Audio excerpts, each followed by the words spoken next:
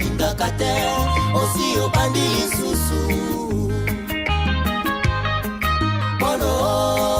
Polo kangaka motema ta mokolo moko olingi kaka se bomengo ya Kongo okokufa Polo. Polo tika kokabola Kongo likambo oyo soni ya bawande okosambwa Polo. Polo pesi confiance kaka na mindele baninga Afrika omona bango pamba okosimba touche.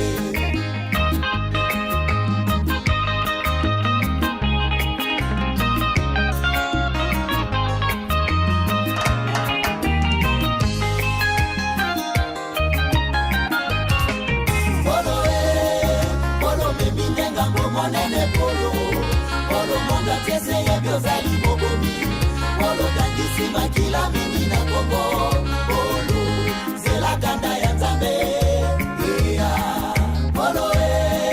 Polo batamaki tango mulai. Nasima barebelo zoi babomengo Kongo. Lelo facha dimisione na kwasa. Polo monga tie ini ya komikolela.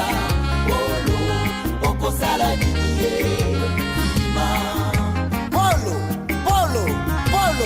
na bengi yo combien de fois nyonso ezalaka te à traiter on en a marre. Polo lingi konyokola kaka este boyibaka bomengo ya bakongole bokabolaka yango nde na mindele. Polo yebi boni bawela bomengo ya Kongo. Polo yeba basusu bakota mabele yango moni nzoto na yo eza kosila. Polo kauki lokola mwana koshoko.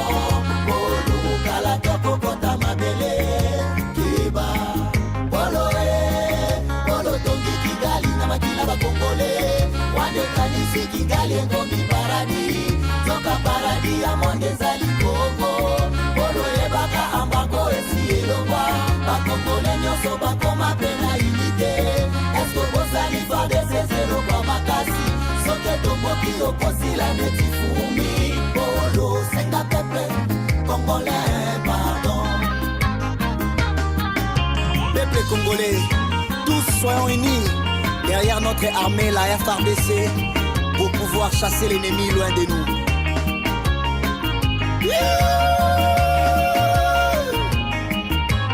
Nash Apollo yo, Tata Polo yo, Polo yo, Tika Kongo Kinya, Sanguinero yo, Tiko Bomisa Bato, Tata Polo yo, Moni Ndendo Sambwe, Mbisi na yote, Utemote maya fufu, Minere na yote, Osine lango ba contrat, na ba partenaire, Bobo raffiné, Tata Polo yo, Moni Ndengo Suki, Makila ba Congolais, Egange pa ya Nzambe, Tofongoli miso, Tokomi éveillé, Tokotika yote, Okoba na bozoba.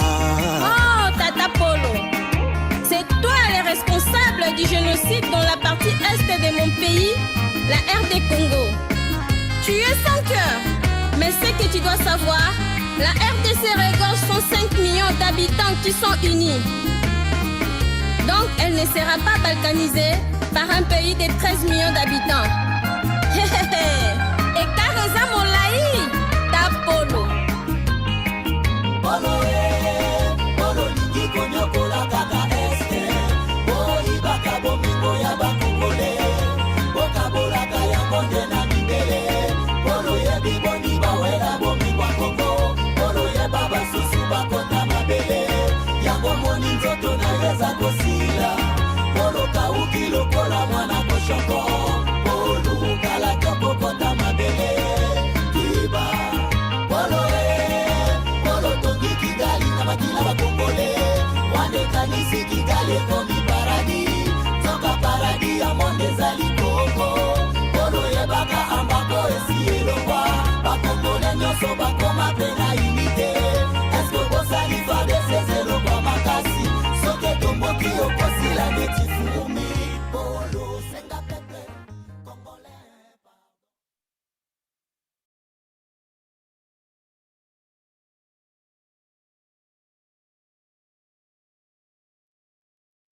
Ikaze mu kiganiro cyacu cyo kuri uyu mugoroba, inshuti bakunzi b'urubuga rwacu, urubuga rwanyu Gahunde Shaste, ndabasuhuje kandi ndabifuriza gukomeza kumererwa neza nyine aho muherereye mu mpande enye z'isi yose. Uyu munsi ni kuwa kabiri tariki 24 z'ukwezi kwa gatatu cyangwa se Werurwe, umwaka ni 2026. Aho muherereye hose ndizera ko mukomeje kumererwa neza kandi ko imigambi yanyu mukomeje kugenda mutera intambwe ku yindi nta gusubira inyuma cyangwa se gucika intege. Kuri uyu mugoroba ndifuza ko tugirana ikiganiro kiza kwibanda ku ngingo ebyiri, ariko imwe nyamukuru ni igaragaza ibyaha bikomeye n'ubundi biregwa ingabo z'u Rwanda, ingabo za Paul Kagame muri Repubulika ya Demokarasi ya Kongo. Iyo uvuze ingabo z'u Rwanda ubwo ushatse kubona M23 na ya mitwe yindi yose bari kumwe, ariko cyane cyane ahangaha turaza kwibanda ku cyaha gikomeye, icyaha ndengakamere cyo gufungira abantu mu makonteneri. Turabireba, ibi ni ibikubiye muri raporo nshyashya, noneho ntabwo ari y'umuryango w'abibumbye, ntabwo ari Amnesty International, ntabwo ari Human Rights Watch, n'umuryango Reporters Sans Frontières, wa muryango usanzwe wita ku burenganzira bw'abanyamakuru. Uyu muryango ufitanye amateka akomeye cyane n'abategetsi benshi bo ku isi b'abanyagitugu. Ku ifoto igaragaza iki kiganiro, iriya bita thumbnail, nashyizeho certifica yahawe Paul Kagame mu mwaka w'ibihumbi bibiri, nuvuga ko hashize imyaka 26, certifica bita Predateur de la presse de la liberté d'expression. Turaza kuyirebera hamwe mu kanya. Iyi ni ifoto udashobora gupfa kubona muri kino gihe, kuko nyuma yaho Paul Kagame ashyizemo amafaranga menshi cyane, bakoze uko bashoboye ngo iyi foto itagaragara ahantu henshi. Ubundi ni ifoto nyine ni igihembo cyangwa se ni umudari cyangwa se ni diplome baha umuntu nyine ubangamira uburenganzira bw'itangazamakuru. Bikaba bivuze ko rero iyi raporo n'ubundi iribanda ku burenganzira bw'itangazamakuru, cyane cyane ko abo nk'umuryango uvugira abanyamakuru wo wakoze ibijyanye n'uburyo ki abanyamakuru nabo bafungiwe muri ayo makonteneri. Bivuze ko gufungirwa muri konteneri mu Banyarwanda bifite icyo bisobanuye, ko abantu bafite ubuhamya kuri ibyo bintu. Icyo rero turakirebera hamwe mu kanya, ariko mbere yuko tugera aho ngaho turagaruka ku nkuru ebyiri tudaza gutindaho. Iyi nkuru imwe tudatindaho ni iy'umugabo witwa Major Rutayomba. Major Rutayomba Theogene muramuzi cyane. Major Rutayomba muramuzi, ni Major Rutayomba Theogene. Ubu ngubu bivuga ko ari mu maboko y'inzego z'umutekano za Leta Zunze Ubumwe za Amerika. Turaza kugira icyo tubivugaho. Ese koko hari abavuga ngo yafashwe kubera ko yagize ubwicanyi? Ibyo turaza kubyibaza. Ese koko niko bimeze?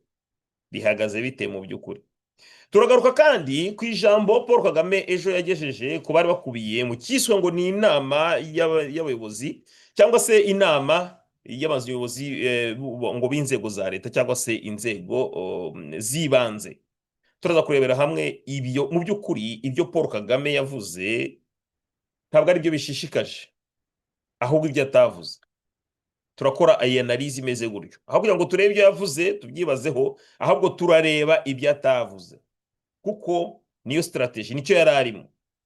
Iyo witegereje ubona ko yari ari muri gahunda yo kurangaza abantu kugira ngo abantu bakomeze barangare. Hari ibindi bibazo byinshi atavuze kandi nibyo nyamara bifite ibiteye ishinga. Reka rero nze mu kanya tubisesengure byose uko ari bitatu, cyane cyane twibanda kuri iyi raporo ye ishinja ingabo z'u Rwanda gukora ubwicanyi ndengakamere, gufungira abantu mu makonteneri ntabwo ari ibintu byoroshye.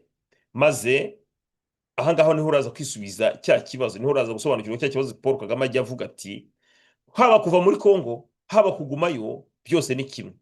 Kuko kuva muri Kongo bivuze iki?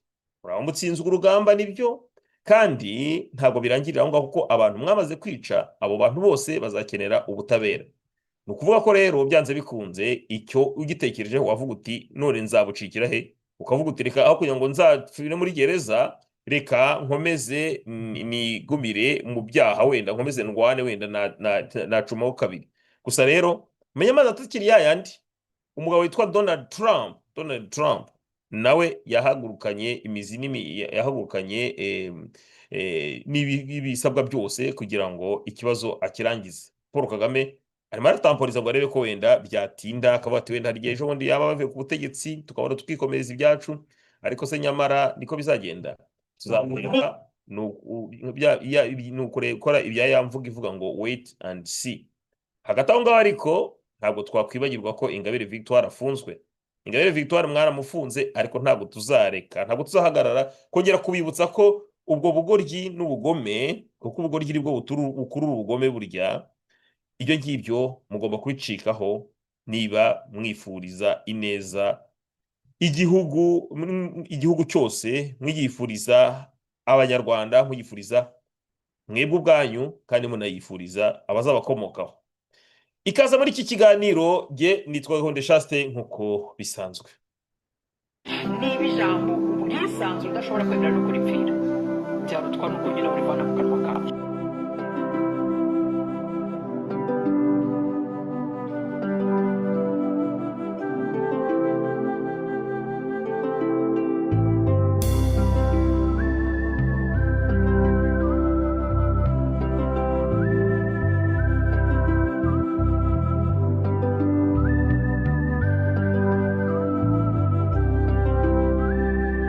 Ingabire y'Abanyarwanda, muhoza w'Abanyarwanda, uri igipimo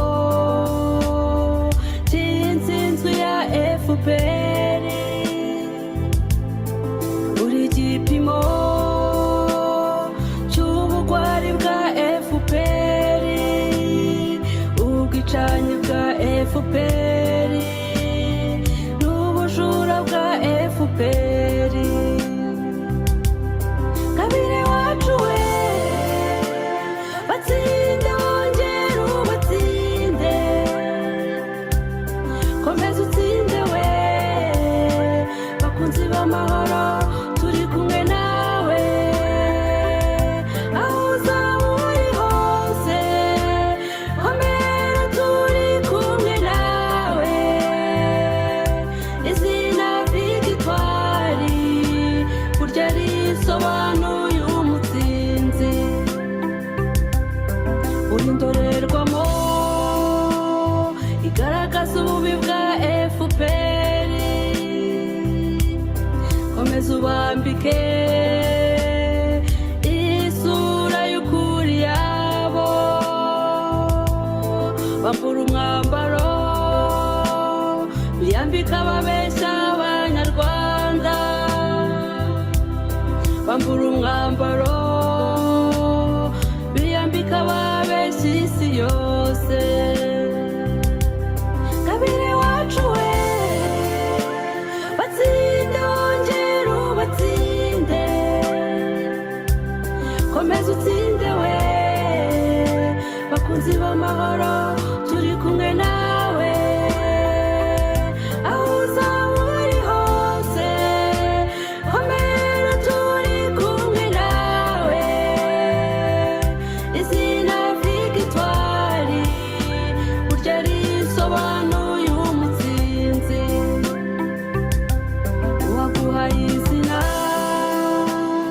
yarayobowe n'umwuka w'Imana, bakura Ingabire kandi ntawe uzazimya umucyo wawe, ubu tubona neza umucyo wamaze gukwira hose, komera turi kumwe, dutewe ishema no kubana nawe. Ngabire wacu we, batsinde wongere ubatsinde, komeza utsinde we, bakunzi b'amahoro turi kumwe nawe, aho uzaba uri hose, komera turi kumwe nawe, izina Victoire burya risobanuye umutsinzi. Ngabire wacu we, batsinde wongere ubatsinde, komeza utsinde we, bakunzi b'amahoro turi kumwe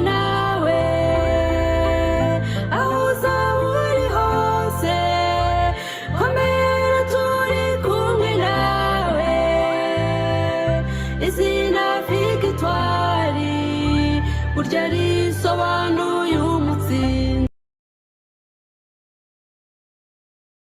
izina Victoire risobanuye umutsinzi kandi risobanuye umutsindo. Reka rero dusuhuze abahageze nyuma tumaze gutanga ijambo ry'ibanze. Ni Tiger Woods Smith niwe bahageze mbere, ngira ngo yahageze ndetse amasaha yageze adukangura ati nyamuneka mubanguke dore twahageze twateye agatebe.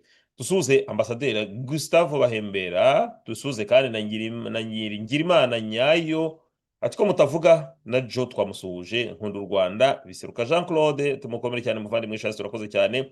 Hanyuma reka dusuhuze n'abandi mwese muza kuhagera na Karinganire 12 ati mukomere mwese, turabasuhuje kandi tubahaye ikaze muri iki kiganiro. Ingingo zacu uko ari eshatu, reka duhere ku ngingo y'umugabo witwa Majoro Theogene Rutayomba. Majoro Rutayomba ni umugabo uzwi cyane sinzi niba navuga cyane ku ruhe rwego, ariko ni umwe mu bantu bavuye muri FPR Inkotanyi bagahunga igihugu bagera hanze ndetse bakiyegerageza bakayinjira mu mashyaka ya politiki, ko murabizi ko yabaye mu Rwanda shyaka wa hafi rwose wa RNC, ishyaka RNC.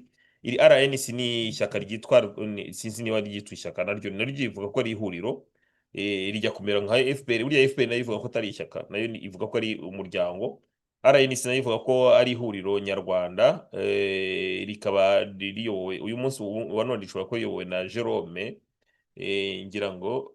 Hanyuma rero uyu mugabo rero yibayemo igihe kinini ndetse hari n'igihe kigeze kugaragara yakundaga gutanga ibitekerezo bikomeye cyangwa se bitandukanye cyane. Hari ikintu abantu batazamwibagirwaho cyane, yigeze kugira atya umunsi umwe arihanukira aravuga ati buriya jenoside yabaye mu Rwanda, ati abahutu 80% bose bakoze jenoside. Abantu bikubita mu kantu ati nibyo rwose, ati 80% b'abahutu bose bakoze jenoside. Icyo gihe byakuruye impaka ndende, abantu barabimubaza, akagenda agerageza nk'ugerageza kubisubiramo no gushaka kureba ukuntu yabinoza, ariko byari byarananiranye kuko yananiwe no kuvuga ati naribeshye cyangwa aragize nte, atajya kujya kuvuga ngo asanga ari amakode ngo ashaka kuvuga, ariko amakode adasobanutse. Muri iyi ntambara ya communication igifite agaciro cyane ntabwo ari cyo washatse kuvuga, igifite agaciro n'icyo wavuze, n'icyo abantu bumvise. Niyo wavuga ibintu byiza ariko abantu bakabyumva nabi, icyo nicyo bakuramo ko nibwo butumwa buba bwatanzwe. Niyo mpamvu kuvuga gutanga ubutumwa ntabwo ari ibya bose. Niyo mpamvu abantu bagera aho ngaho bagashaka umuntu ubishoboye cyane akaba ari ubavugira, kugira ngo aze kumenya kuvuga ikintu mu gihe cyacyo, akivugiye mu nteruro zikwiye kandi akivuge akoresheje koko ubutumwa ashaka gutanga akaba ari bwo atanga, ntihazemo ibindi. Uyu mugabo rero yakomeje nyuma yaho mbisi yashize yigeze kugaragara noneho ameze rwose nk'uwahinduye umurongo, noneho ameze nk'uwongeye gusubira mu kwaha kwa FPR, ndetse yigeze kugaragara ari kubyina ku munsi ngira ngo umunsi w'intsinzi, arimo abyina yambaye igikotanyi, ibintu nk'ibyo ngibyo. Mbese amakuru atugeraho avuga ko yari amaze iminsi ngo yigira muri ambasade muri Amerika, akagenda akabonana nabo ndetse aherutse no kujya muri za Rwanda Day. Uyu munsi wa none rero biravugwa ko ari mu maboko y'inzego z'umutekano za Leta Zunze Ubumwe za Amerika. Ibi ngibi bishatse gusobanura iki? Muri Amerika, mu Rwanda banditse inkuru mu kinyamakuru cyitwa Imvaho, bari Imvaho mu Rwanda bamwanditseho inkuru bavuga yuko ngo mbese basa naberekana ko uyu mugabo kuba yaba yafashwe ngo byaba bituruka ku bushake cyangwa se ku byifuzo bya Leta y'u Rwanda, ndetse bagasa n'ababisanisha naho icyo yaba yafatiwe ngo ari uko ngo icyatumye yaba yafashwe ngo nuko atavuga rumwe na FPR Inkotanyi cyangwa se arwanya Paul Kagame. Uyu mugabo ibi ngibi ubwabyo harimo manipulation cyangwa se harimo bwa burozi turwanya, bwa burozi turutsa abantu, bwa burozi tubuza abantu kurya no kumira bunguri. hanyuma rero birakekwa ko ashobora kuba yaragiranye ibibazo n'inzego zishinzwe abinjira n'abasohoka. Birakekwa ko ashobora kuba yarabonye ibyangombwa byo kuba muri Amerika. Hari amakuru adatanze amakuru y'ukuri, kuko muri Amerika reka mbabwire, buriya ushobora gukora ibintu byose, ariko iyo bakuvumbuye ko wabeshye, ushobora gukora ibindi byose ushaka, ariko kubeshya polisi y'Amerika bakazabivumbura, nta kindi kintu baguha chance yo kwigendera. Hari umuntu w'inshuti yanjye hari umuntu w'inshuti yanjye, ibi ni histoire yabayeho, anecdote, ibintu byabayeho. Umuntu w'inshuti yanjye turangije universite, yahise ajya kwiga master muri Leta Zunze Ubumwe za Amerika. Noneho aragenda araniyishyurira, yaragiye kwiyishyurira rwose, aragenda yize igihembwe kimwe. Mu cya kabiri gihe yaragiye gusubirayo, ahura n'ibibazo bikomeye. Icya mbere ajya gusubirayo, yaherekejwe n'abantu benshi cyane bo muri famille benshi. None bakajya bamuha amafaranga, amadolari, bakajya bagenda umushyize mu mufuka hirya no hino, bagenda bashyiramo amadolari mu dufuka tw'udukote. Nyine ni imico itari y'Abanyarwanda. Abanyarwanda ntabwo ibyo babigira cyane, ariko mu mico y'ibindi bihugu barabigira. Bagenda bashyira udufaranga, bashyira amafaranga hirya no hino. Noneho aragenda ageze ku kibuga cy'indege New York. Noneho urabona ko akundi bajya basaka, hari nyuma y'ibitero bya bitero byo muri Amerika byaguye, byasenye Amerika, byasenye za nzu za Amerika, byasenye World Trade Center. Hari ukuntu hajeho amategeko yo gucunga umutekano ku bibuga by'indege, bagira batya bakareka nk'abantu 5 bagahita uwa gatandatu pare hazard. Ushobora kuba ati okay, ngo ngwino, bakakwigiza hirya bakagusaka. Urumva ntabwo babona uko basaka abantu bose, ariko bagira batya uwo musore rero bagize ibyago, bari bibagwaho, bamuguyeho baraseka, bakora umufuko bakasanga bazamura amadolari 100, kandi ari utuntu tugiye tutavangavanze, atari bigaragara nyine ko ari amafaranga nyine atagize. Bamwigiza ku ruhande, baramusaka ariko no kumusaka bituma noneho bafata n'umwanya wo kumubaza ibibazo no kureba dosiye ye no kureba ninde. Baza gusanga mu myaka, urumva ni umuntu ugeze mu myaka hafi 30, baza gusanga kera afite imyaka 3 kera afite imyaka 3, iwabo bigeze kumushakira visa, aragenda ajyayo. None agiyeyo arenze igihe yagombaga kumarayo. Murumva, arenze igihe yagombaga kumara. None hari igihe baba bati ni iminsi 60, ugomba kumara 60, cyangwa se ni amezi 4, cyangwa se 3, cyangwa se n'umwaka. We yari yarengejeho kubera ko iwabo habaye ibibazo by'umutekano. Noneho iwabo baravuga ati okay, nabahagumye bibaho ngaho, abaho nyuma ararenza, nyuma icyakora aza gutaha, ataha nyine arataha gutyo.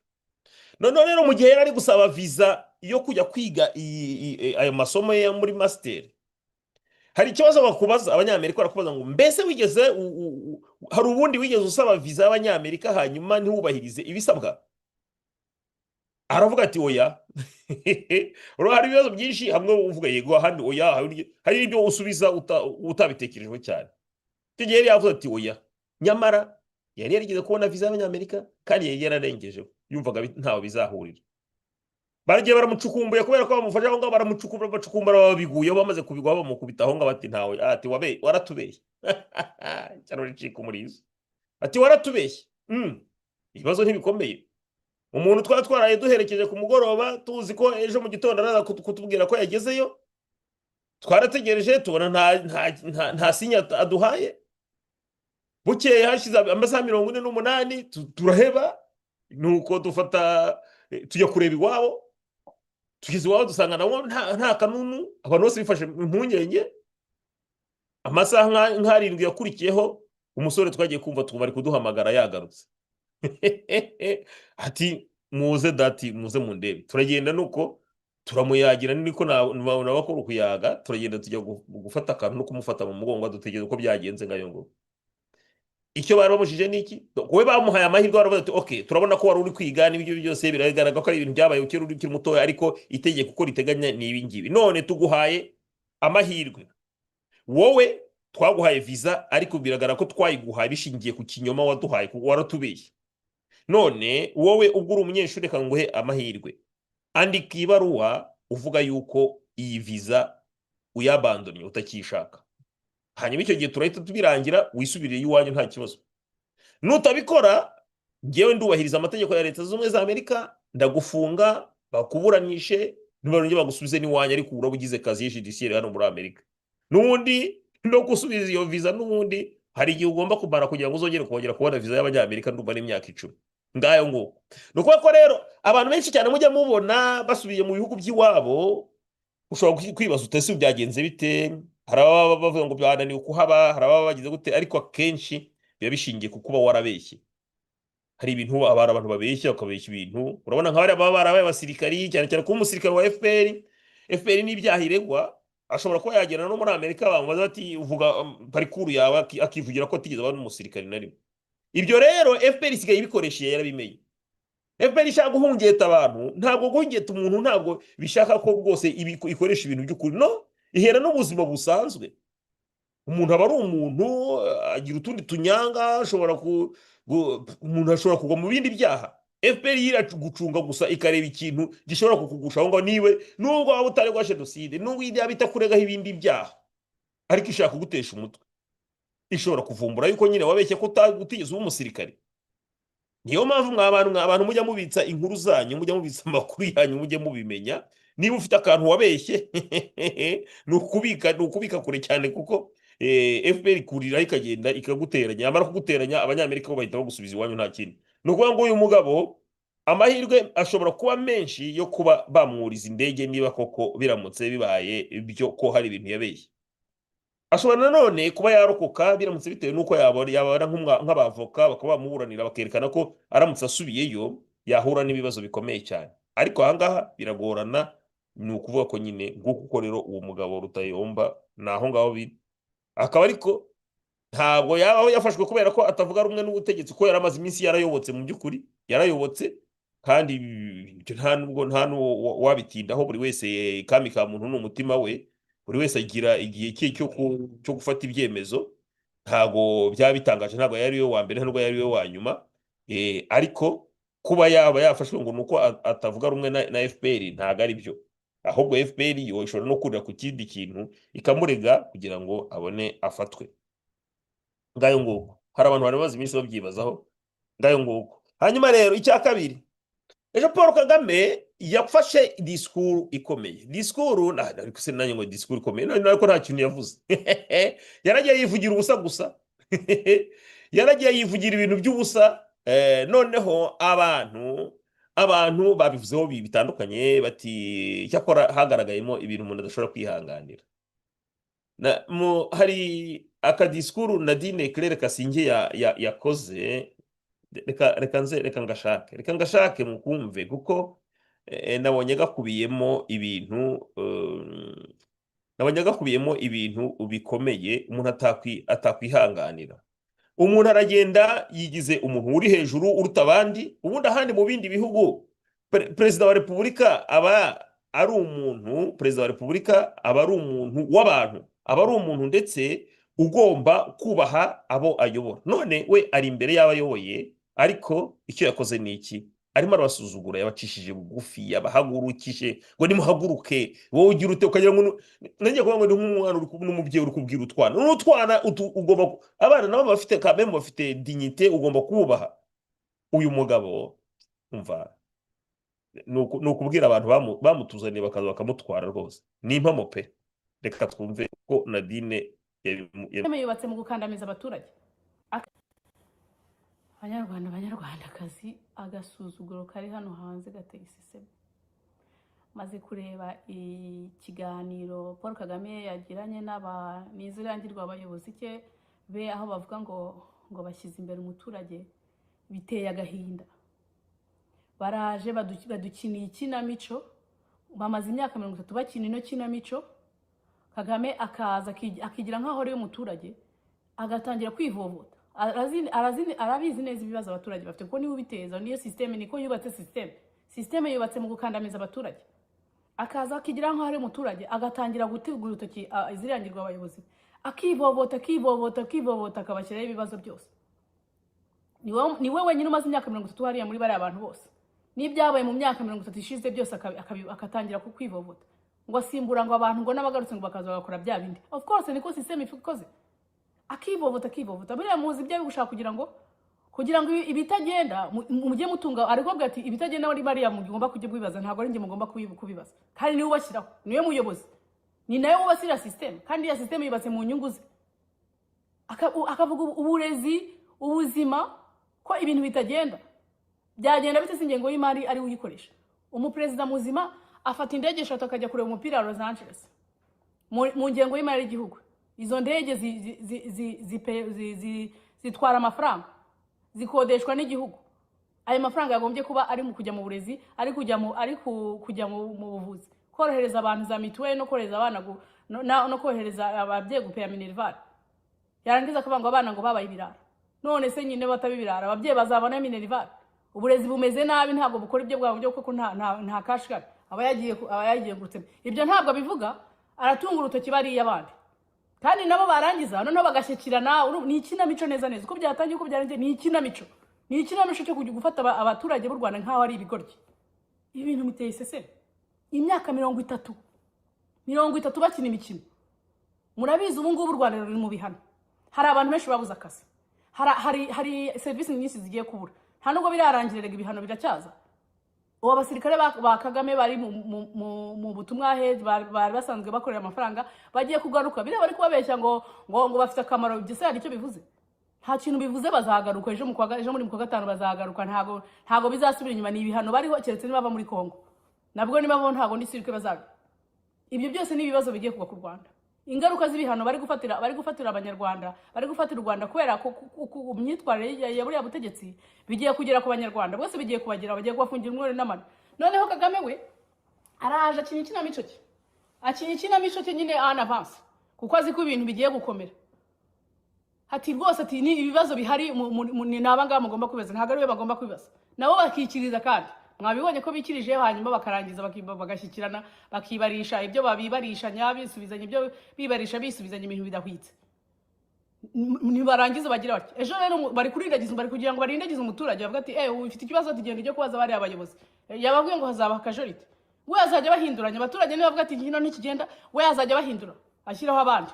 Ati none ati nibo batagenda. Abimazemo imyaka 30, niko bamaze imyaka 30. Ese abanyarwanda bazakomeza babicucu gutyo? Ntago bishoboka. Biriya bintu birababaje, biteye agahinda kubona abantu b'abagabo n'abagore bagenda bakajya imbere bagakora ikinamico. Ni ikinamico nyine nyacyo. Perezida w'igihugu muzima agakora ikinamico nkaho yakoze ibyo yagombye gukora kugira ngo arebere asubize ibibazo by'abaturage. Ahitamo gukora akina ibyinamico kugira ngo abaturage bagire ngo ni kuko kafatana nk'abaturage nk'ibicucu nk'abatazi ibyo ari byo. Ibi bintu birababaje, bigomba guhinduka abagenzi. Ibi bigomba guhinduka. Ntabwo abantu bashaka kugira ngo abaturage kwisonga kandi bamusonga. Mwigeze mwumva hari abavuze mituweli? Barakuvuga mituweli yavuze ngo mu muhanda handuye. We yagenda mu muhanda bajwe nuko imihanda hari ibintu ngo by'ibipapuro byanduye, kandi abantu batarya. Abantu babuze amafaranga ya mituweli birirwa bari kubasonga bavanamo n'udufaranga bari bavuze ngo nibagore mituweli, batari bashobora no kuyiriha. We akaza kutubwira ngo kuringa imihanda yanduye. Munyumvire nawe araje aduhaye example ngo y'umumama ngo wagiye kwivuza ngo bakomoza ko yakora mituweli.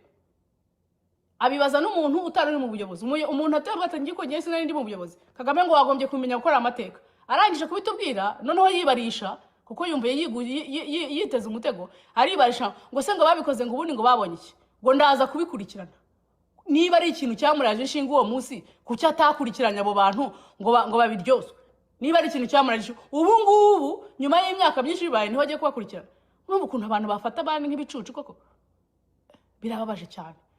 Paul Kagame n'abo bantu bawe muri komeza kubyinira ku mubyimba w'abaturage, mubirataho mwisetsa mwigira mute, mumenye ko muzabibazwa. Biriya n'ugusuzugura abaturage. Ntabwo abaturage ari bicucu, barabibona uko biri kugenda. Ibigiye kubabaho abanyarwandakazi muzabibaze bari abantu, kandi ntabwo birarangira bigiye kuza, kuko Kagame ntabwo rushaka kuva muri Kongo. Ntabwo ari gushaka kuva muri Kongo, kandi bazagiye gukomeza mu kumanyitiriza. Abazabigwamo ni bande? Ni mwe mwese nawe birimo. ariko we nyine aragerageza kujua l'intelligent, gukunda abaturage byahena. Si umaze imyaka 30, hari abandi bahamaze imyaka 30, hari abandi bayobozi bahamaze imyaka 30 akora amakosa ademansa amafaranga y'abaturage. Imfashanyo zagombye kujya mu burezi no muri sante azipfusha ubushoye n'umuryango we birirwa bazerera isi yose, bubaka ibintu bitagiza icyo bimariye abaturage kugira ngo barebe ibintu biraje inshinga abaturage.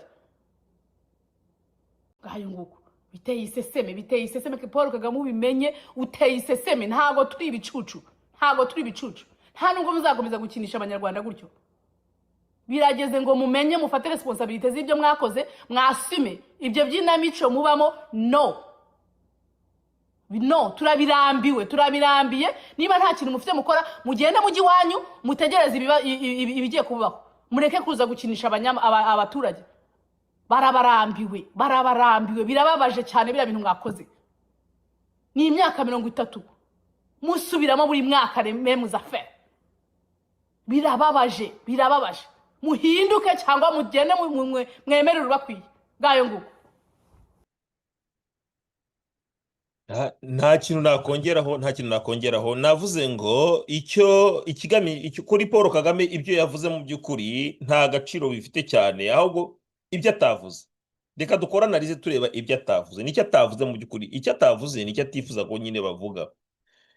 Angaha Madame Claire Kasinge avuze ku bijyanye na mituweli. Murabizi ko mu minsi ishize ndetse n'ubu ngubu hakomeje kuba ikibazo gikomeye cyane, aho abantu bibaza ubushobozi bwo kuba babona mituweli. Mituweli ni ikintu uburyo bwo kugira ngo batange nabo contribution maze bajye bivuza bitabagoye. Biracyabagoye cyane. Watanga 2,000 bati uratanga 20,000, watanga 5 bati 50. Ubushobozi ntaho buturuka, imishahara ntigeze izamuka, nyamara ngo barakoma kuba gutanga amafaranga. Ibyo ngibyo abo bantu bitongo n'abayobozi bibanze ntawigeze abivugaho. Ari Paul Kagame ntigeze abivugaho. Paul Kagame yavuze kuri uwo mubyeyi nyine wagiye kwivuza kubera ko yabuze mituweli agapfa. Aravuga ndetse ati iki ni ikibazo cyo ni icyaha. Paul Kagame reka tukubwire ko uriya mugore ni wowe wamwishe, utaza kugira undi ubibeshyera. Ni wowe wamwishe kuko systeme washyizeho ni systeme yica, ni systeme uhagarariye, ni systeme uyobora yo kwica abantu. Kuko systeme yishe umuntu kandi ni wowe uyihagarariye, ni wowe wamwishe rero kimwe n'abandi bose. Ikindi Paul Kagame yanze kuvugaho ikibazo gikomeye ni ibibazo by'inzara nyine. None se ko ibiciro biri kugenda bizamuka, ibituruka kuri peteroli birazamuka. Ejo bundi hari umuntu w'inshuti yanjye twarimo tuganira arambwira ati natujya no kugura igitoki mu rutoki, ati umuntu akazamuraho 100 akongeraho 100 cyangwa 200, akakubwira wamubaza ute se kubera iki? Akavuga ngo ntuzize ko ngo ibituruka kuri peteroli ngo byahenze. Ati ukamubaza ngo mbese ibituruka kuri peteroli biragenda bidati ati none se ati ibituruka kuri peteroli birazamura, ibindi bisigaye isabuni irazamuka, umunyu urazamuka, isukari irazamuka. Tinuko ko ngewe aha niho nakuraga amafaranga. None se numva makeya ndajya kugura isukari, ndajya kugura umunyu, ndagura amavuta, ndayagura iki kandi nyine byazamutse. Tugo rero natwe tugomba kuzamuka. Byonyine iyo mentalite cyangwa se iyo myumvire iri aho ngaho. Paul Kagame nta kintu ashaka kubivugaho, ntashobora kuba ati dufite ikibazo. Ntashaka kuvuga ikibazo cy'ibihano ingabo ze zafatiwe. Arabizi neza ko ari ibintu bikomeye, kandi arabizi neza ko nubwo ari kugerageza gukora negotiation hirya no hino, ntako atabigenje. Ari gufata abantu batandukanye bamukorera negotiation, bamusabire, bamuvugire, bakagira Imana mwe rwose bari ukuntu mwabigenza. Ariko niho hahandi birimo biraza kandi biravuza ubuhuha, kandi ntago bisubira inyuma. Ejo bundi mwabonye uburyo ki yagerageza kugira ngo arebe ko yarwana hariya muri za hafi ya za Uvira, ngo kugira kubera ko abari bagiye kohereza ingabo muri Amerika kugira ngo berekane mbese ko bafite imbaraga. Kuri wandi ntabwo bifata. Ibyo Paul Kagame atavuze nibyo bisobanura n'ibyo yavuze. Ibyo yavuze ni ukuvuga ngo yavuze ibyo yavuze kugira ngo agire ibindi akikira, abantu bataza kugira icyo batekereza.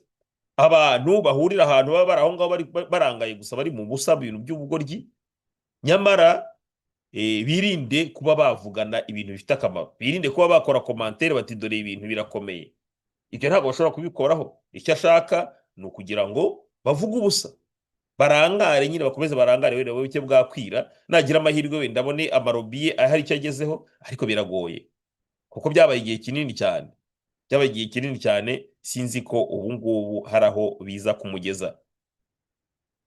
Reka twumve icyo mubivugaho ahangaha hanyuma dukomeze tujye ku ngingo yacu nyamukuru.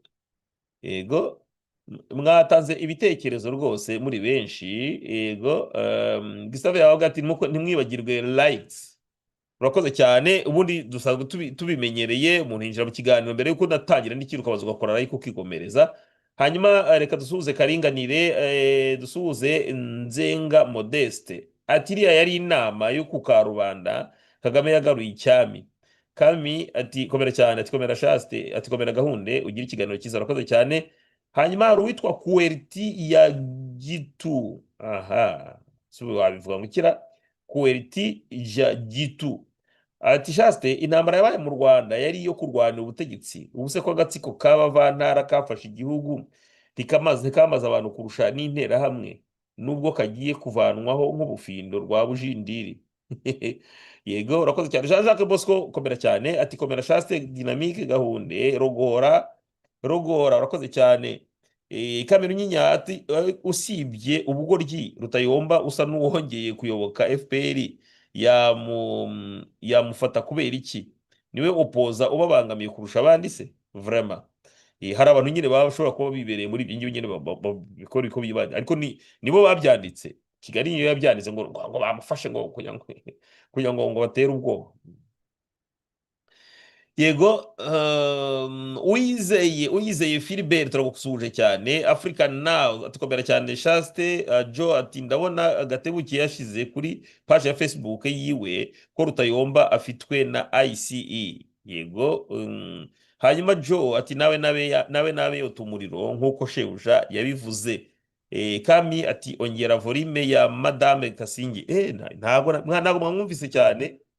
Oh la la la la. Nizere ko byarangiye ntago nsubiza inyuma rwose. Nizere ko mwagize. Joseph Noir ati I totally agree with Nadine. Urakoze cyane. Hanyuma kwiyerurutsa kwa Kagame nibyo abashaka nyine kugira ngo yerekane ko we atari we ubikora. Atari we ubikora ariko yibagirwa ikintu gikomeye cyane. Reka dufate ko Paul Kagame ashobora kuba ari umukinnyi ari umutoza w'ikipe cyangwa se akaba ari kapitene w'ikipe. Kapitene w'ikipe cyangwa umutoza ategura abantu bajya mu kibuga akabataba barabanzamo abashobora kuza gusimbura ndetse umutoza uko bari no gukina ashobora kureba akabatikana ko ndabona uyu munsi adafite stamina nk'uko byagomba kugenda uriya akamusimbuza uriya akagira gute. Itekereza none yuri coach ikipe yawe yose iyo ushyizemo yose ikaba iri gutsindwa ikizemo iri gutsindwa hanyuma wowe bigenda bite? Iyo umutoza afite ikipe itsindwa ubundi arengura akagenda no kuba biba byamunaniye. Ndetse wowe niba uri nyiri ikipe ukaba wazanye umutoza kugira ngo atoze ariko ikipe igahora itsindwa, ntabwo umutoza ashobora kuvuga ngo urumva ngo nyenye igituma ngo ntabwo ikibazo ntabwo ari ngewe ngo ikibazo nabangabo. No, ikibazo nawe wowe nk'umutoza akazi ufite nako gutanga result, nta result uri gutanga kigera uburegura. Paul Kagame ubwira abandi ngo nimubivemo mugende mujya gukora ikindi, ahubwo ni wagombye kubivamo. Biragaragara ko ari we mu by'ukuri ufite icyo kibazo. Mu kiganiro twakoze twabibukije ko Paul Kagame ari we kibazo. Uvuga ngo ikibazo ngo kirihe? Ngo bishoboka bite ko umuntu akora icyaha mu gitondo ku mugoroba ukamubwira ngo ku mugoroba kongera? Icyo bisobanuye birahari, kirazwi. Ni ikintu nababwiye kandi nzakomeza gusubiramo. Buri igihugu kigendera ku gitugu, igihugu kitemerera umuntu kwi-experience, igihugu kitemerera umuntu kuba yakoresha ubwenge bwe n'ubwonko bwe n'ibyo atekereza ngo abishyire ku mugaragaro cyangwa se atange ibisubizo. Abantu nyine babaho mu bwoba, abantu babaho barebuzwa, abantu babaho badashobora gufata icyemezo. Uko ni ibyo waba wifitiye icyemezo, waba ufitemo ubushobozi, ushobora kuvuga uti nabona igisubizo, utinya gutanga icyo gisubizo kuko uravuga uti batandeba nabi ntabizira. Academic freedom ntishobora kubaho, ni ukuvuga ngo ubwigenge mu bushakashatsi cyangwa se mu bwenge. Kuko ukora ubushakashatsi tufata urugero rwo gukora ubushakashatsi ku mateka uri gushakisha uwahanuye indege ya Habyarimana, ugasanga ni Paul Kagame ariko ukaba uzi neza ko udashobora kubivuga, icyo gihe urabyirinda. Iyo rero ari muri systeme nono yica ukuri, ibangamiye ukuri, bivuze yuko abashakashatsi bose swat bose barabifobagane bajya bakora ubushakashatsi bw'ubugoryi buvuga ibintu bya fake bidafite icyo bibaze, cyangwa se bushyigikiye nyine icyo kinyoma. Ku wundi ruhande barishicekera bibere nk'ibigoryi, bamere nkaho ntabyo bize, ndetse bajya bahitamo no kutavuga ko banize, maze uha munyagitugu ajya avuga ati injiji ziba mubizi. Ayo nguko. Hanyuma Jean Pierre yavuze ati Kagame muramwitiranya, ntabwo ari perezida w'u Rwanda, ahubwo ni umwami w'inkotanyi z'agatsiko k'abatutsi b'ibifobagane bemeye kuyoboka ingoma y'abidi. Urakoze cyane. Kami ati ndemeranya 100% na Madamu Kasinge, Kagame amaze gutera ishozi n'iseseme birenze, donc niwe wenyine ushoboye, abandi bayobozi b'isi bose ni ibigoryi-kwa. Ibifobagane nabyo bigaseka ewe bagakoma n'amashyi, baraseka bagakoma amashyi bakishima rwose bakagira gute. Tayiga wowe ati Nobo Marara yavuze ko ifatwa rya Rutayomba ntawe rihuriye n'uruhare rwa Kigali no kubeshya imyirondoro ye, abeshya ko atari umunyarwanda. Ibyo birashoboka cyane. Icyo gihe rero yabivuze babe babivumbuye, biragorana cyane, biragorana cyane. Niyo mpamvu ujya kubona abatabizi muzarebe nk'abantu bajyanwa mu Rwanda, bajya kubona ngo bafashe ngo munyenyezi ngo bamujyanye mu Rwanda, ugasanga mu by'ukuri icyo Amerika itumye mwohereza ntaho bihuriye n'ibyo FPR yandika mu binyamakuru yavuga ati yakoze jenoside, ariko ntaho biba bihuriye. Usanga yifitiye utundi tubazo, cyangwa kuba bafashe nka Dr Leopold bakaba bamujyanye, haba hari utundi tubazo tudafite aho duhuriye n'ibyo FPR yo ivuga. Turatsinze Ivan cyangwa se Ivan ati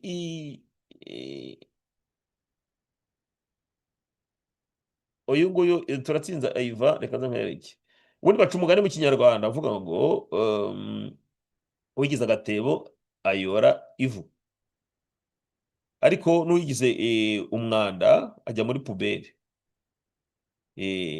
Uwo ni njye uwuhimbye, ngira ngo Ivan ajya wumva azayabyibuka icyo bishatse kuvuga. Kagonyori ati umujinya aterwa n'Amerika awumarira ku bifobagane bye, ariko se buriya wavuga ko ari Amerika ibe yawumuteye, ko ari wowe witera?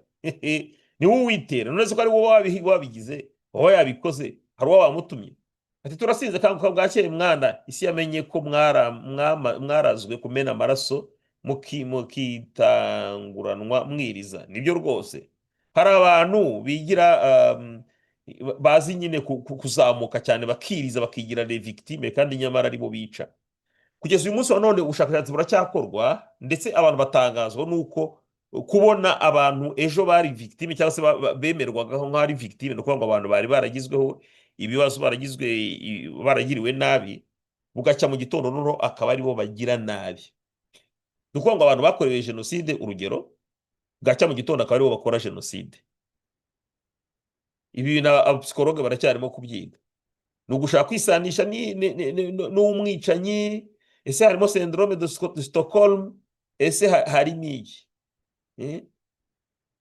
Kuba umuntu yari nk'impunzi, ubundi yagombye kuba asobanukiwe n'uburyo ki impunzi zibaho, akasobanukiwe n'ibibazo impunzi ihura nabyo, bityo akaba yabagirira ikigongo cyangwa se yabagirira impuhwe.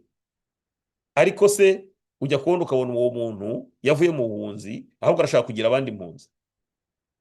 Ubu burwayi abapsikologe baracyabwiga, baracyabusohoza. Hanyuma rero ati Tayiga ati turasinde yego.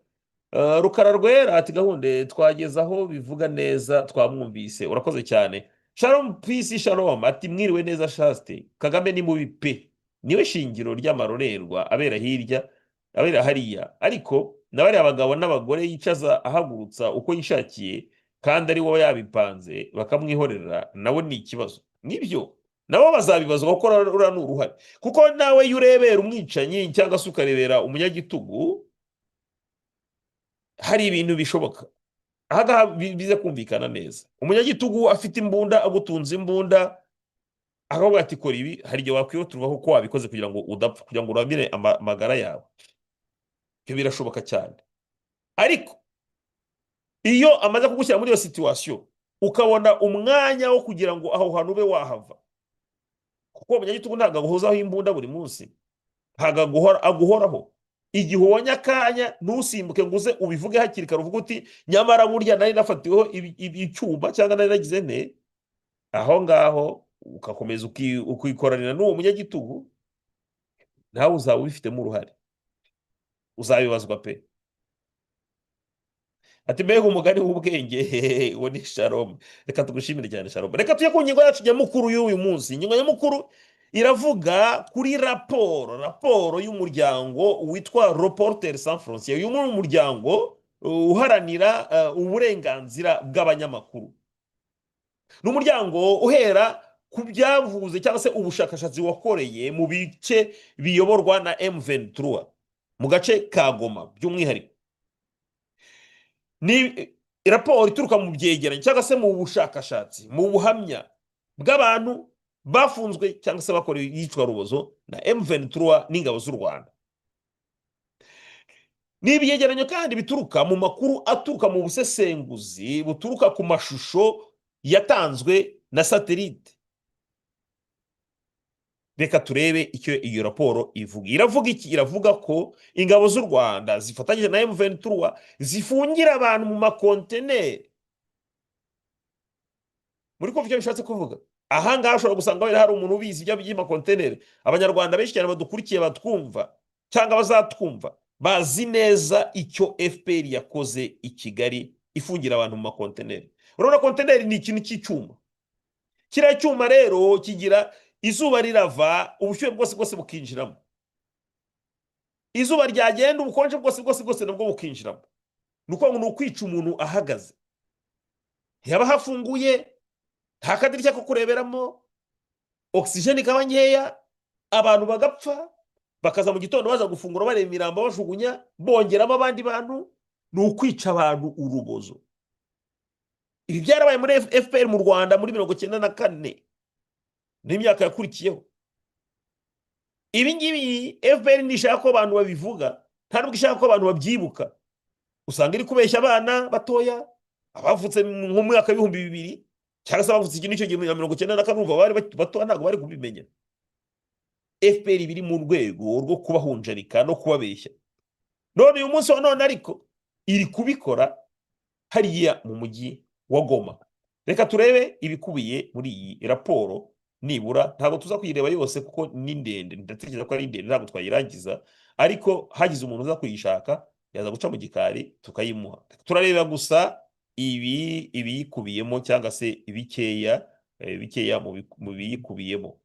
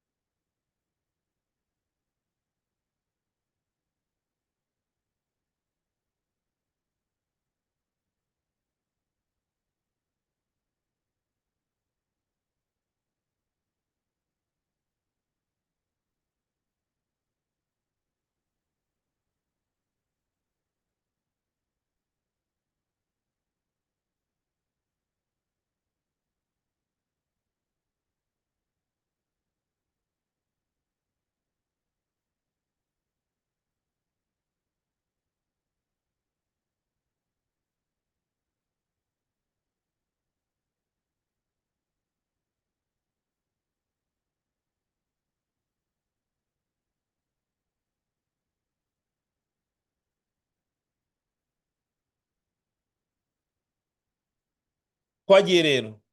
Reka turebe uyu muryango nkuko nabibabwiye, ni umuryango uharanira uburenganzira bw'abanyamakuru ndetse urinda nyine ubavugira ukavuganira hino hino ku isi. Muri raporo yawo iheruka muri ankete basohoye baravuga bati, turabireba aha ngaha ku rubuga rwa Reporters Sans Frontières. Murabona hari amafoto ya satellite n'amafoto yafashwe na satellite. Aya mafoto akaba yarafashwe ku itariki 13 iyi ya hano iburyo mubona aha, yafashwe ku itariki 13 z'ukwezi kwa 11 umwaka wa 2025 ahanga.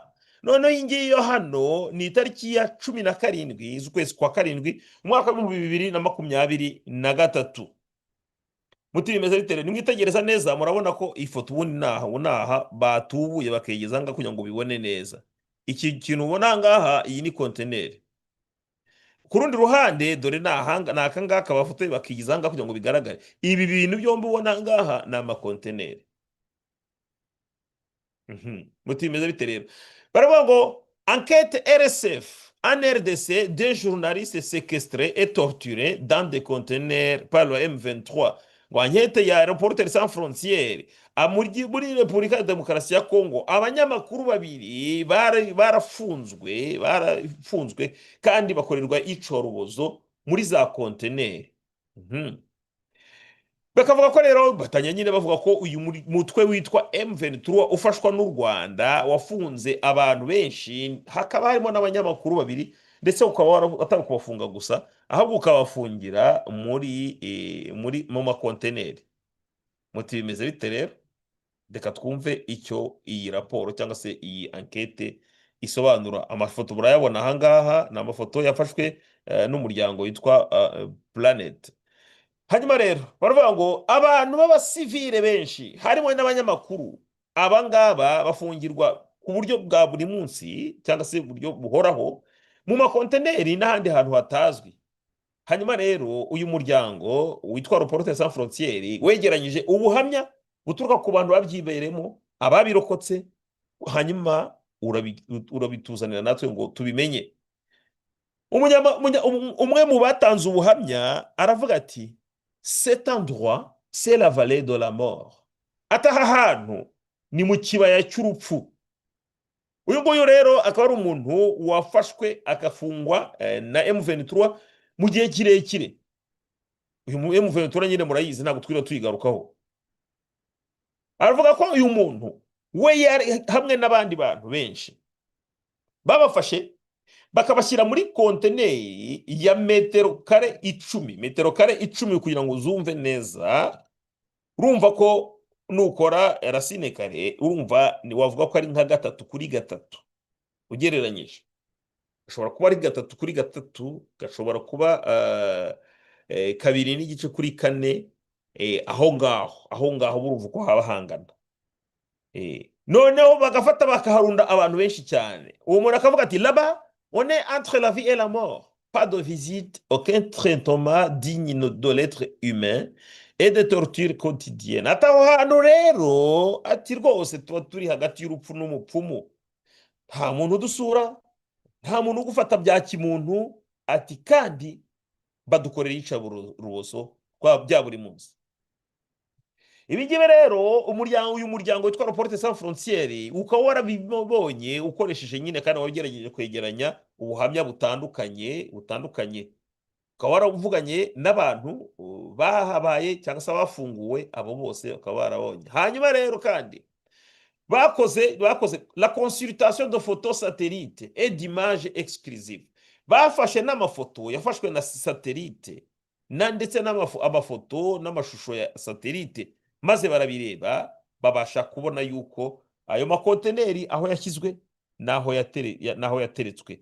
Bavuga yuko aya makonteneri bayashyize mu kibuga cy'inteko ishinga amategeko ya Nord Kivu cyangwa se ya hariya haruguru Igoma, kuko murabizi ko bagira assemblée provinciale, no kuvuga ngo inteko y'abadepite w'akarere. Aya makonteneri rero niho bayashyize, aragaragara, satellite irayabona. Hanyuma rero l'organe législatif bakavuga bati rero des conteneurs transformés en géol, nuko na amakonteneri nyine bahinduye bakayagira amagereza mu by'ukuri. Baravuga ngo uko bigenda bite, abafunzwe bashobora kugera kuri 80, hanyuma bagashyirwa muri ibyo bintu by'ibikonteneri mu by'ukuri bitagira urumuri, hatari idirishya. Ku munsi baba bemerewe gusohoka rimwe gusa kugira ngo bajye kwituma. Ibyo kandi bakabikora mu gitondo. Hanyuma ngo bahabwa ifunguro rimwe gusa cyangwa se kabiri, bagahabwa icyo bita imvungure. Imvungure akaba ari ibiryo biba bivanze ibishyimbo n'ibigori. Hanyuma aravuga ati ndetse bamwe mu babajijwe bari bahari bagiye bakubitwa kenshi n'abasirikari ba M23. Aha ni nyamvuga M23 ujye wumva abasirikari ba Kagame. Erega mwagize ngo bya bihano se ni kubusa. Mwagize ngo biriya bihano biba byafashwe hatabonetse. Ubu uyu munsi wa none ntushobora kongera kugira ikintu ubeshya isi. Hari igihe cyashobokaga ukaba washobora kugira ikintu ubeshya. Uyu munsi wa none ntabwo bigishoboka. Ntabwo bigishoboka ntushobora kwihisha. Hari strategie avance, hari technologie avance, hari abantu, hari ibyuma, hari satellite, hari amaradar. Yewe bashobora no kohereza drone ikagenda igihagarara hejuru aho utayibona, igafata amafoto ikereka isi yose. Ibi rwose ni ibintu nkwijeje ko udashobora kongera kubeshya isi. Ntabwo bishoboka. Kuko aho bigeze isi yarahindutse, ibintu byarahindutse. Ntabwo ushobora kongera kubeshya yuko ahari hari aho wihishe ngo ugire ngo ntibazakubona. Uragaragara. Ndetse banaguturumbura rimwe na rimwe bakoherezamo akantu kakakuzamura. Bakavuga ati rero noneho bagakomeza bagira bati l'enfermement de journalistes dans des conteneurs est une pratique déshumanisante qui témoigne de la volonté répression exercée par le M23, déjà accusé de graves violations des droits humains par l'Organisation des Nations Unies. Ati kuba bafata abanyamakuru bakabafungira muri za conteneurs, ati ni igikorwa cyambura abantu ubumuntu. Bikabyerekana ubushake rwose bwo kuhohotera abantu, ubushake bufitwe na M23. Ibi kandi bikiyongera ku byaha byibasiye inyoko muntu baregwa n'umuryango w'abibumbye ndetse n'imiryango itandukanye nyine irengera uburenganzira bwa muntu. Ati rero ibi kubinyuranye n'amahame mpuzamahanga agena abantu bafunzwe, bati bagira batya aba bantu babuzwa uburenganzira bwabo ubwibanze. Ni ngombwa rwose ko ibintu bihagarara kugira ngo abanyamakuru babashe kubaho mu mutuzo kandi bakore akazi kabo nta bwoba bafite. Nuko rero bakavuga nyine uretse abakonteneri bavuga nyine aho bafungira abantu mu buryo bw'ibanga. Barabivuga bakabimanuka bakerekana noneho bajya ku bimenyetso. Ibimenyetso uko narimaze kubivuga mu kanya, des preuves visuelles obtenues, ni ibimenyetso bya amafoto yagaragaye babonye, uyu muryango wabonye, nuko kuri rezo sosiyo babonye kandi babasha kwemeza amafoto yerekana ko muri iriya nteko mu kibuga kiriya nteko ishinga amategeko bakubisemo biriya bikontineri. Mu mashusho yafashwe nango grâce à l'analyse d'une vue satellite du même endroit prise en novembre 2025 par l'entreprise Planet Labs, RSF, Reporters sans frontières, a identifié plusieurs structures dans la forme, la disposition et les couleurs correspondent aux témoignages et aux conteneurs visibles sur les images. Urabona ko bafashe n'amafoto baravuga ati rwose ibigaragara byose mwitegereze barabibona, urabona ko nta kintu wababeshya. Nuko rero Reporters sans frontières ikimara gukora ibi bintu yagiye kubaza M23 turi ko mwuka agira Imana mwe, cyangwa se ubose bavuga ngo mwuka agira Imana mwe, ibintu muri gukora ni ibiki? Barabihakana cyane da, barabihakana bavuga yuko ntabyo bakeneye, ntabyo bigeze bamenya, ntabyo bigeze bakora. Nuko bagakomeza inkuru ivuga iti une corporation sous pression. Pourtant Reporters sans frontières a pu aussi documenter à quel point depuis la prise de contrôle de Goma, la situation des journalistes qui faisaient déjà l'objet de multiples attaques et menaces. Baravuga ko mu by'ukuri hari ibimenyetso bifatika kandi byerekana uburyo ki abanyamakuru bagiye bahohoterwa, bagiye baterwa ubwoba mu buryo bwinshi, multiples attaques et menaces. Niko seye mwagize se ngo ubu ngubu ntitugiye kurangiriza ahangaha kuko n'ubundi naragiye. Baravuga ngo l'Est de la RDC incarne l'épicentre de difficultés vécues par les journalistes de la région des Grands Lacs. Ngo hariya muri Burasirazuba bwa Congo ni ahantu wavuga ko ari cyo kiguri cy'ibibazo abanyamakuru bashobora guhura nabyo, bakavuga ibijyanye na précarité sécuritaire dans un contexte de précarité sécuritaire et économique. Ces derniers font face à de nombreuses formes de violence dans l'ensemble de la région. Deux journalistes y ont été tués dans l'exercice de leur fonction. ngira ngo abanyamakuru mujya mumva ko bishwe nyine, baravuga ngo iyi nkuru iravuga iti rwose biragaragara ko aha hantu ntabwo ari ahantu ho kuba umunyamakuru yahaba cyangwa se akahakorera akazi ke. N'ikimenyimenyi hari abanyamakuru babiri bamaze kwicirwa muri ibyo bintu, bamaze kuhicirwa. Nuko bakongera bagasoza bavuga yuko rero leta ya Kongo iri mu bihugu 180 iri ku mwanya w'ibihumbi 133 mu bihugu byubahiriza uburenganzira bw'itangazamakuru. Ngayo ngo FPR ubwicanyi cyambere hari jenoside yakorewe abahutu, n'ubu igikomeza. Iyo bagiye muri Kongo ngo bagiye gushaka FDL, turabizi neza ko bagiye gushaka mu by'ukuri abahutu, kandi abo bita abahutu ni bande? tous les bantu rukongo utari kumwe nabo nyine uwo nguwo nyine nibyo. Ibyo bose barabizi kandi bizabakoraho. Voilà, reka twumve ibitekerezo byanyu hanyuma tunagane no ku musozo. Reka tugane ku musozo.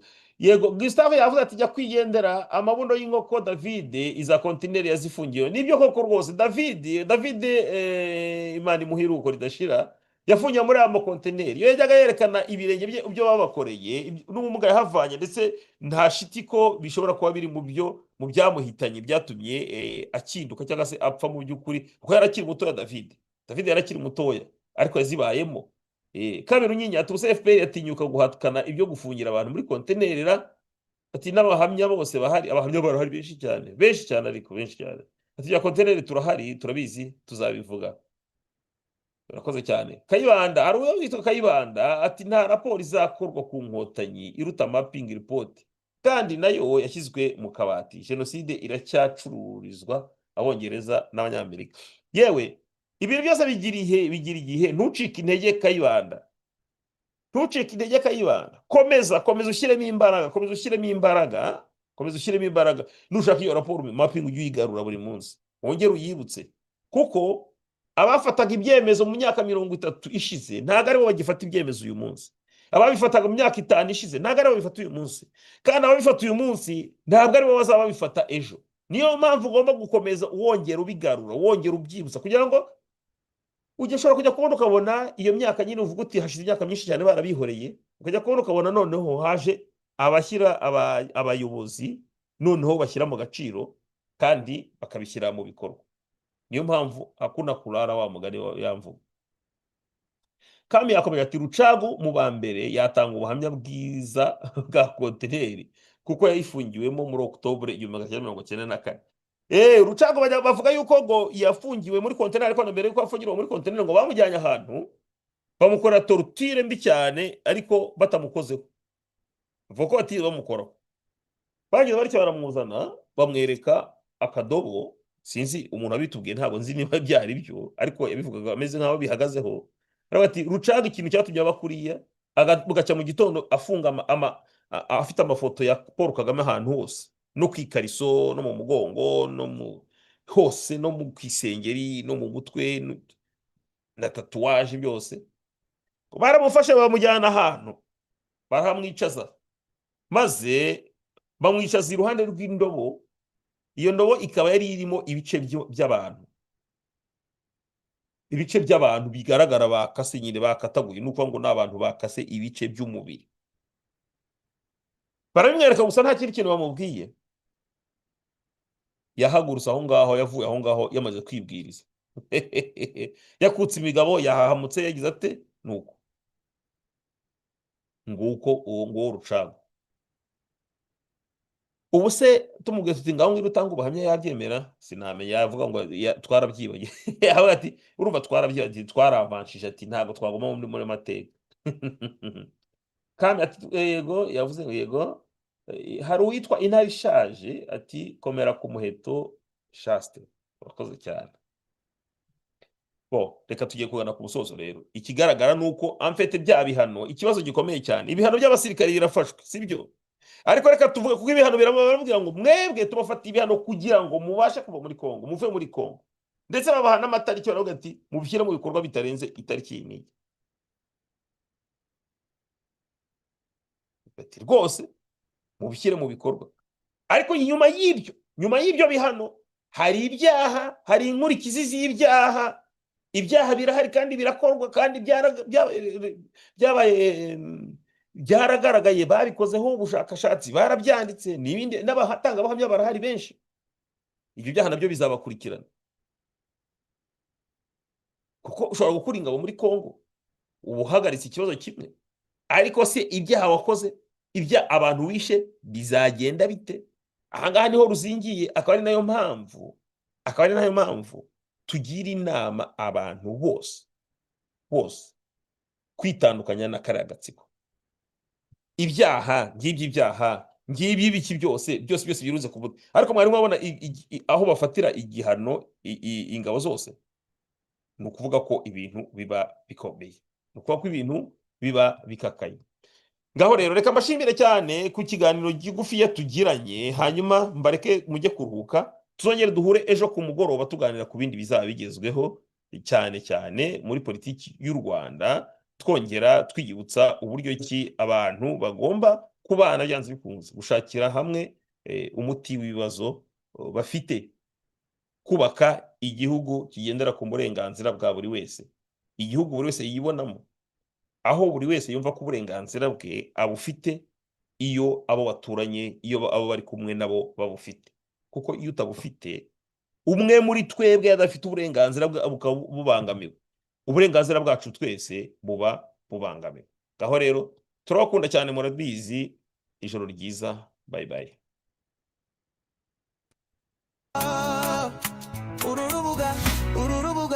urubuga gahunda cyaste, urubuga rubigenge n'ubwisanzure,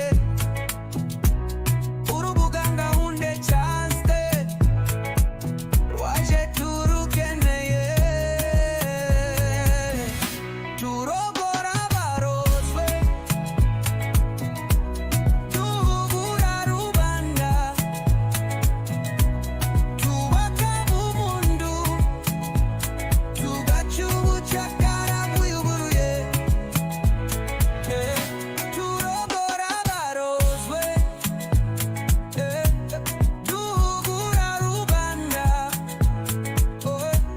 turwanya akarengane, tugacubucakara buyuburuye.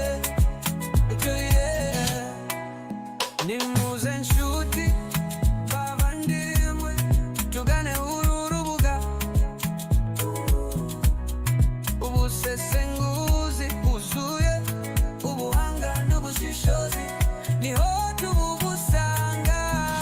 Turogora barozwe,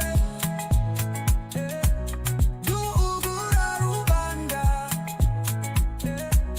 tubaka ubumundu, tugacubucakara buyuburuye. Turogora barozwe, duhugura rubanda, turwanya akarengane, tugacubucakara buyuburuye. Igihugu cyacu cyanguye mu maboko y'inyangabirama, imyaka ibaye myinshi, imyaka nayo n'umurengera. Nimuhaguruke turengere uburenganzira bwacu, buri wese afite intwaro yibitseho. Haguruke umutwe urebe mu maso y'ugutoteza, vuge ngo danze danze, abyanze turabyanze, nitubyanze kwiswano kwicira. Nimuze nshuti bavandimwe, tugane uru rubuga, ubusesenguzi bwuzuye, ubuhanga n'ubushishozi, niho tubusanga. Turogora barozwe,